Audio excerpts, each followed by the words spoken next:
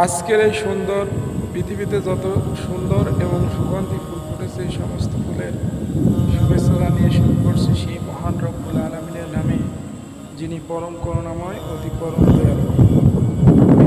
যে আজকে আমি আপনাদের সামনে বিশেষ কিছু কথা বলার জন্য হাজির হয়েছি।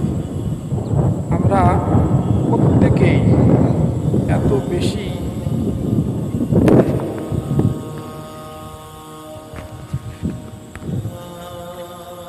বেশি হতাশ হয়ে যায় যে কোনো পরিস্থিতি সামাল দেওয়ার উপক্রম থাকি না। মনে হয় এই বুঝি আমার জীবনের সব কিছু শেষ হয়ে গেল। কিন্তু না ভাইরা, জীবন কোনো কিছুই থেমে থাকে না।